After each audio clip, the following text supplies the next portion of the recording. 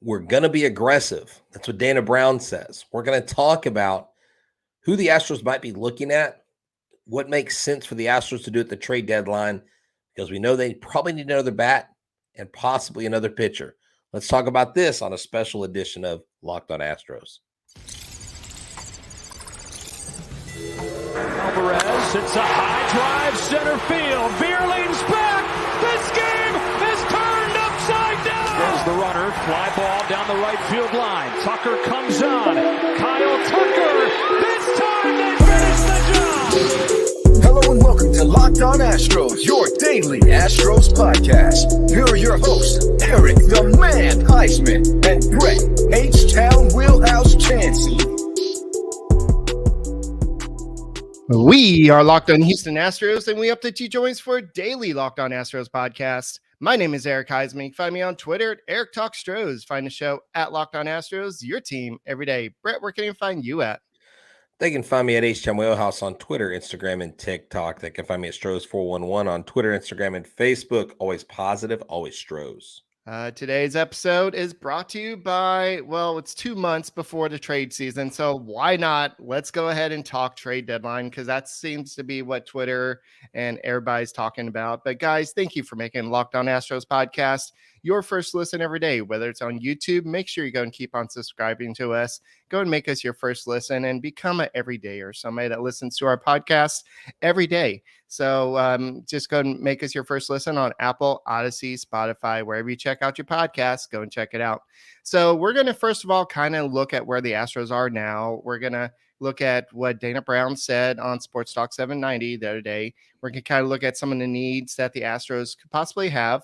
What teams are out of contention right now? Granted, it's still a long time away from trade deadline. And what trade targets are out there? I do have a lot that I've listed out. And then at the end, we'll go ahead and say, are the Astros good enough to win the World Series? As they are. So make sure you tune in for the entire show to hear our answer. So let's go ahead and get started for this special edition. And let's just go ahead and say where the Astros are right now.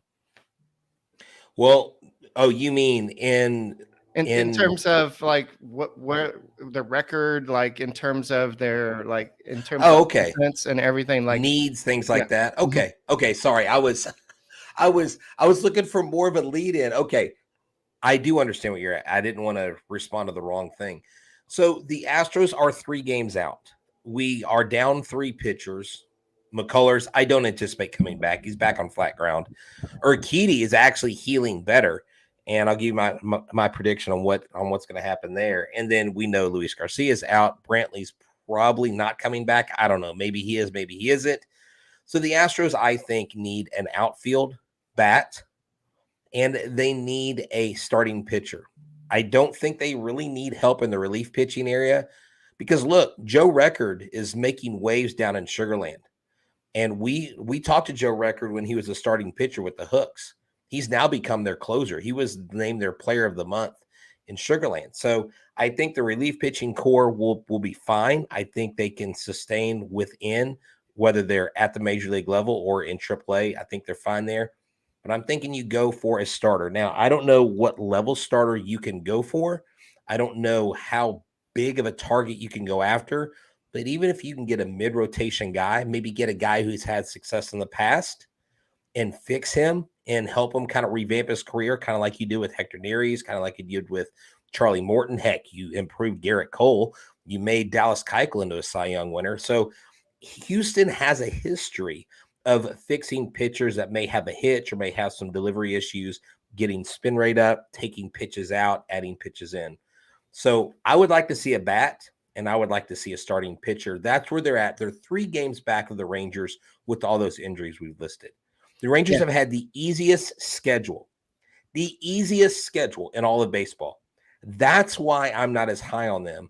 And Dana Brown, I hope he's a man of his word. You know what, Eric? I actually got to meet him yesterday in person.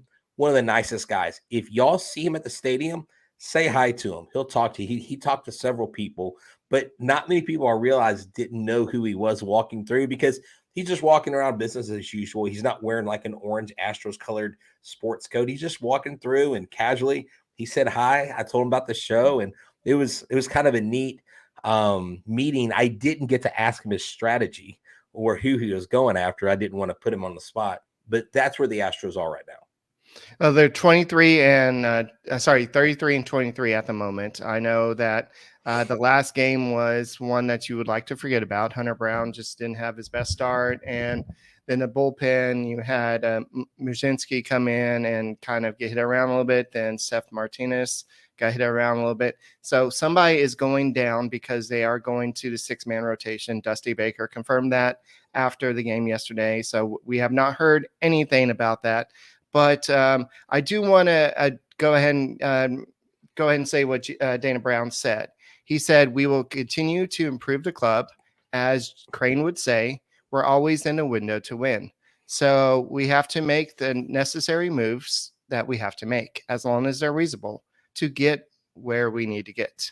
We're going to be aggressive in the front office to give Dusty Baker what he needs downstairs to win games. We're going to have to do what we have to do." And so basically, 2 months from now, they're going to have to have the trade deadline, but he's saying he's going to go out there and do a deal. So they recognize that the offense is hot and cold. One day it can score 10 runs, next day it could be shut out. And it's very frustrating. And so I know that you have players that are, I know in yesterday's game, everybody's like, well, why was Jose Altuve not in the lineup? He's still coming back from a major injury. He missed basically this is his spring training. So I think that they're being safe with him because they want him in October. So I agree with most of your needs. I wouldn't mind somebody, let's say that Michael Brantley is not coming back for this season.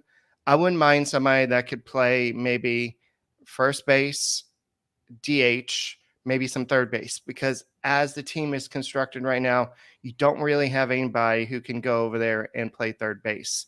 Yeah. I'm sure Mauricio Dubon could do that, but they haven't really given Alex Bregman a day off. They haven't. Corey Julks can play third base. Corey Julks actually played quite a bit of third base last year in AAA the last couple of years. So I think Julks would be a prime candidate. Now, my thing is, if you're going to bring these guys to the minors, and I'll just mention this real quick, and you're going to play them multiple positions, when they finally get up, why don't you let them play? I mean, heck, we let Hensley take first base, and he doesn't play a whole lot of first base. I think Julks needs to get some time at third base. I really was surprised he didn't get time at third base against like the Oakland Athletics, against a lesser team. Or yesterday's not game. Against, yeah, or even yesterday's game. But dude, Minnesota, we covered that last night. I mean, we made them look like ALCS champs. I mean, they took care of business. And Hunter Brown, let me just say this: 8 strikeouts. He gave up too many hits. He was filling up the zone because I think he was getting squeezed. And I think that was throwing him off. And I really think the umpire, with the mixture of just some bad luck pitches, he just plated too many fastballs in the zone. But Eric, there are some outfielders that I really like. You put forth a pretty hefty list here. And let me just say this: the bigger the name, the higher the price. Okay. Yeah. And here's the thing. Here's my prediction with Jose Urquidy. He comes back sooner than later. He comes back and has 2 or 3 really good starts, and he gets traded. I think if he comes back and is successful, he's a perfect trade piece. Not because I don't like Jose Urquidy, but because he has a lot of value, and he can give value to another club right away and be there for 2 or 3 more seasons with them. So I think if you can package Urquidy as a part of a deal, you don't have to relinquish with someone like a Drew Gilbert or one of your higher thought, more highly thought after prospects. Yes. So definitely in a second, we're going to look at which teams as of right now are likely going to trade away some of their talent and look at some of the players that are available, because right now Lance McCullers threw 93 miles per hour. He threw 35 pitches and then experienced some discomfort. And Dana Brown did admit that this was a setback. So they're going to reevaluate him in about a week. So we don't know what's going on with Lance McCullers. So there are some needs on this Astros team. So how are we going to assess those needs? And if you need some tickets, how are you going to assess those ticket needs? And we could do that with Gametime.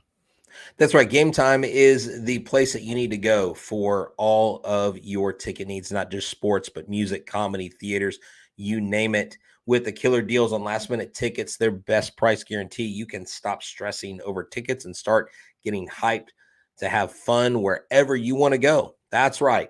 Summer, it's here. The kids are out of school. Why not take them to an Astros game?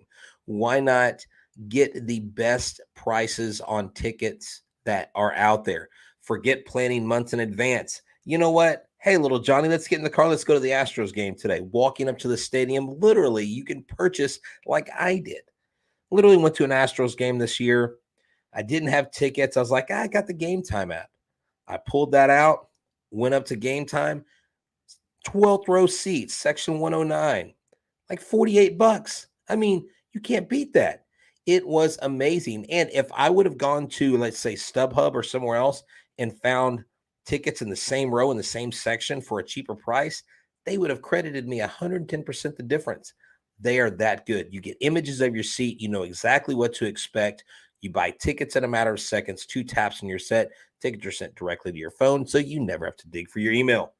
That's right. So download the Game Time app and create an account. Use the promo code LOCKEDONMLB. If you use that promo code LOCKEDONMLB, you get $20 off your first purchase. Terms apply. Again, create an account, redeem the code LOCKEDONMLB for $20 off. Download Game Time today. Last minute tickets, lowest prices guaranteed. I'm a big fan. And also the Astros play the Angels Thursday night. If you're listening today, 7:10 Central Standard Time. That's right. The Los Angeles Trout Ohtanis come to town. Catch every pitch of the Astros hometown broadcast on the Sirius XM app. Search SXM. Then when you get there, search Astros. And eventually you'll be able to catch all of the Locked On Astros podcast on that same app as well. All right, so I guess that's their official name, the Ohtanis and the Trouts. They're not called the Angels anymore. No, But that's their whole team, basically. yeah, they're a little bit better than that this year, Brett. But I get what you're saying. I know. Let's look at some of the teams that are not quite in the Astros, the Rangers, the Angels territory. So these teams, subject to them going on a little hot streak, and I know the Cardinals have gotten a little bit better recently, but you got the Athletics, probably the worst team in baseball, the Cardinals, the Giants, the Nationals, the Reds, the Rockies, and the Royals, and the White Sox. Those are some of the teams that are likely out of the playoff hunt this year. So if you're looking at starting pitching, I guess the White Sox would be your primary where you're going to be looking at, because everybody's like, oh, well, Lance Lynn, he has $18 million option for 2024 with a $1 million buyout. You can also go out after Lucas Giolito, Dylan Cease, but I don't think they're going to trade somebody like Luis Robert or when they're young guys that they're building the whole team around. Now, right now, I have opined, and of course, I think that is. Look, I was talking about it with a friend yesterday. I said, "Can you imagine if we got Luis Robert, and then we also got Giolito, and we fixed Giolito, and then Robert joins the same lineup as Yordan Alvarez? That would be insane, and he gets to come over and rejoin his teammate. Maybe that's what Jose Abreu needs." Maybe he needs a couple White Sox in the dugout. I mean, that might be something to think about, Eric. Maybe psychologically that would help. I'm just saying, like, if they are truly in it to give Dusty another World Series ring, to give this team another World Series ring, they are going to have to pay a price. And if the price is high, Astros fans, are you willing to get rid of Drew Gilbert? Are you ready to offload somebody who you think in the future is going to be a solid major leaguer? And I don't know that we're there. To me, Lucas Giolito would not demand super high of a price. I do like, I don't really know a lot of starting pitchers that are out there besides Giolito and Cease.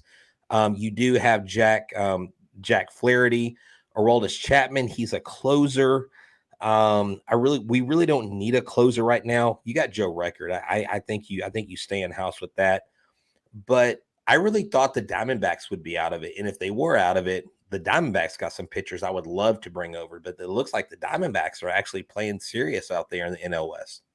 Yeah, so Scott Barlow with the Royals, he could be option. You have Amir Garrett and Aroldis Chapman as well. Now, could you have Aroldis Chapman and Jose Altuve on the same team?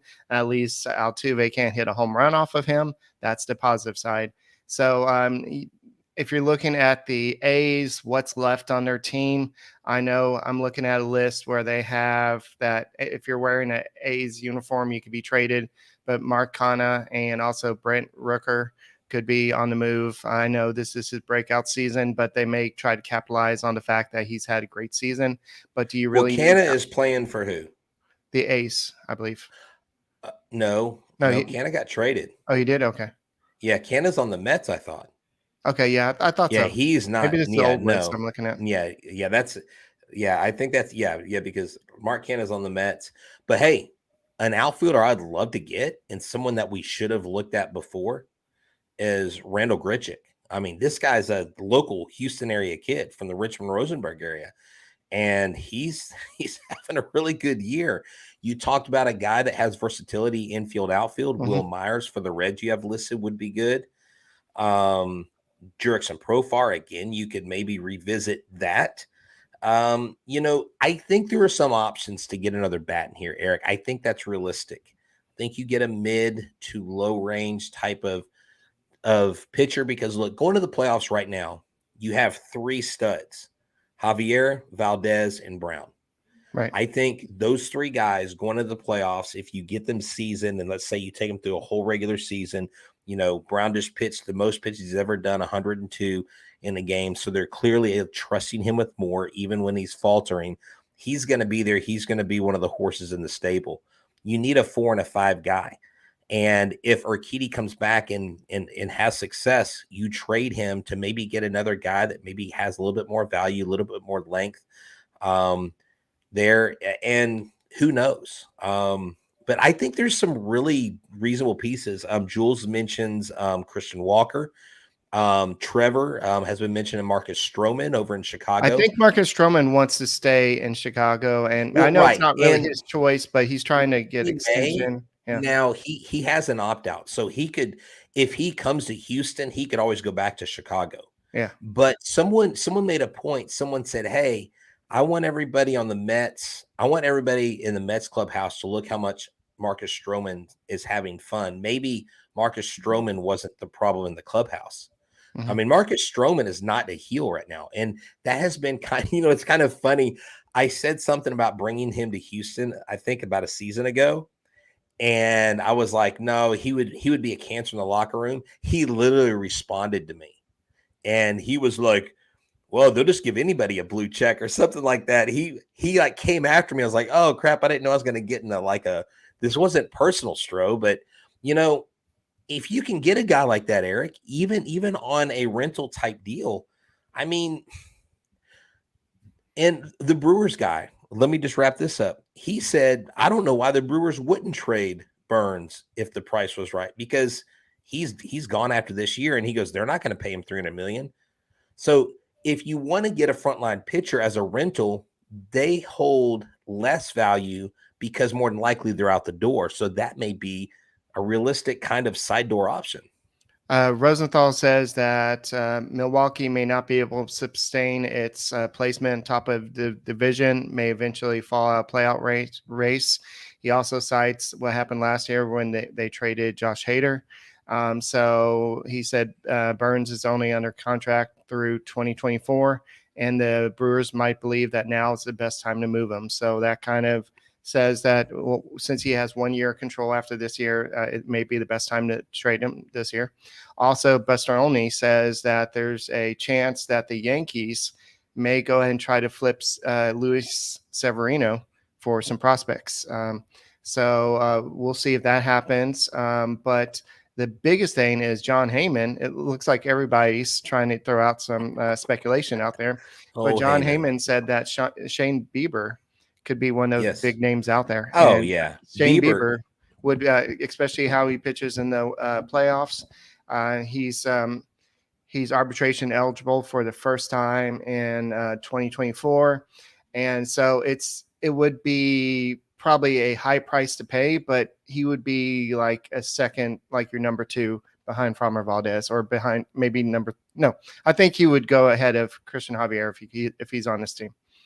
Yeah, and just to reemphasize that, I don't know why it came up today because the article was posted yesterday, but Chandler Rome, he writes an article about Lance McCullers' setback and how that amplifies the need of why we're having this conversation and why Dana Brown is saying that. And I kind of love how he says both Baker and Brown use the word discomfort to describe McCullers' latest hurdle.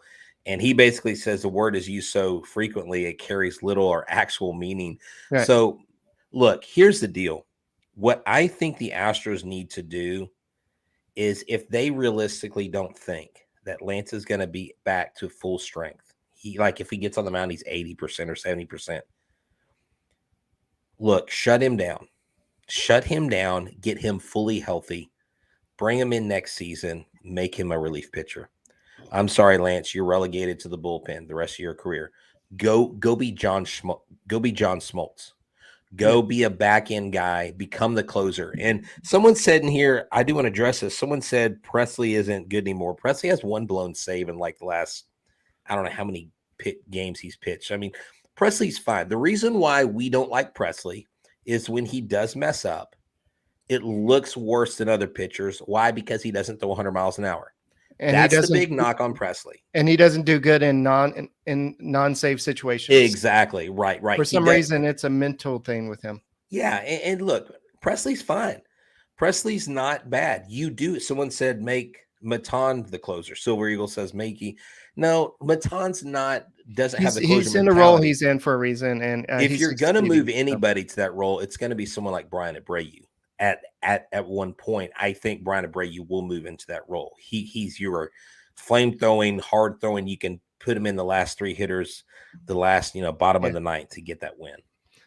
Yeah, to kind of wrap up on this discussion, Jordan Montgomery with the Cardinals is another guy that I know the Astros have faced him in the playoffs before, but he's another guy that could be out there if the Cardinals decide to sell. He's been very effective, a different pitcher since he's put on that Cardinal uniform.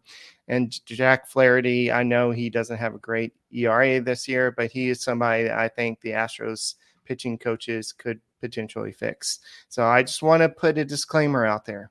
Any of these trades, like you said earlier, is going to cost a lot. But Dana Brown and his assistant GMs, Jim Crane, have got to decide, is it worth, is the need overweigh what they're giving up? And so if they have to give up Drew Gilbert, they better be giving up something because he is probably their outfielder as soon as next year, if not this year. So here's my question. Belak and JP France are doing phenomenal, right? But someone brought this up earlier, and I kind of just pushed off to the side, but I was really thinking about it because I try to look at things from different perspectives. If Belak has a regression throughout the season where he's giving up more hits, having less strikeouts, is he going to be kind of like a Wade Miley type pitcher where he's successful up until September and then kind of falls off? And if that's what they're concerned about, then maybe they don't let go of Urquidy, but maybe that's then more of a reason to trade someone like an Urquidy if he comes back. And I'm talking about this is if Urquidy comes back, if he comes back being successful and has that trade value, because they tried to trade him last year and it didn't work. Right. But I see JP France as more the guy lasting throughout the season. Belak may have a little bit of a fall off, and if he does, and you think he's going to, then I think it's uber important to get another pitcher out here. It's not because I don't believe in Belak, but it seems like he slowly regresses, and he's not like he's kind of trended up, but I'm wondering if he's kind of plateauing a little bit, and then you're going to start seeing those performances go down more often. And I think that's why the trade deadline is so late in the season. They have time to decide. They have time to see who's out there, and they don't have to make any rash decisions. Like they can kind of, they're doing better than just treading water like they were doing for a while there. So now they're above 500. They lost 2 bad games against the Twins, but for the most part, they've been looking. The offense is just, the pitching has been semi-okay for the most part. It's just the offense has been hot and cold. They got to address that. it would be nice to have one more reliable arm in the bullpen because Seth Martinez has not been what we thought he was going to be. And the lefties that they have in bullpen, Matt Gage, I thought was okay, but Dusty Baker didn't have a lot of confidence in him. So we'll have to see what happens, but there's still a long way. We're not going to take a deep dive into this. We just want to kind of throw it out there. So really, to end the podcast, Brett, we said we're going to keep it short. Are the Astros good enough, assuming Urquidy comes back healthy, assuming Lance McCullers comes back healthy, and assuming Brantley comes back healthy, are the Astros good enough to win the World Series? They are good enough to win the World Series. Lance McCullers or Michael Brantley are not coming back in my mind. So I don't even think that's a part of the equation. If they do, it's a great surprise. No, they absolutely need to go out and get one more arm, and I think they need to go out and get another bat. And their pitching is still top 2 ERA and starters, some of the top bullpen guys in the league. So I think we're good with in-house bullpen guys. Go get another starter. Go get another bat. Sorry, Brantley, McCullers. I hope you make it back by October, but I'm not counting on it. All right. My answer is I think the Astros definitely need some more help. The offense is just too inconsistent. And just remember what I know Dana Brown wasn't technically GM back then, but just remember what the 2021 Braves did. They picked up 4 outfielders / DHs, and those guys basically carried the Braves offense to win the World Series. So there's a chance that the Astros can do that. So I think that Dana Brown will do something similar. They may not be the big names, but they'll be the names that get the job done. So the Astros play the Angels tonight at 7:10 Central Time. Catch every pitch of the Astros hometown broadcast with Steve Sparks and Robert Ford on SiriusXM on the SXM app. Go and search Astros, and we'll be back later on tonight with the post-game show. Any closing thoughts, Brett? No, just keep riding with us, keep subscribing.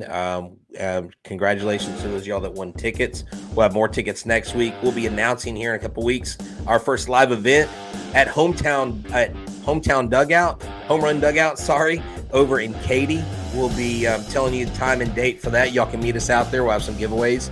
Check us out. I'm H-Town Wheelhouse. He's Eric the Man Huysman. We're your team every day. And go Astros.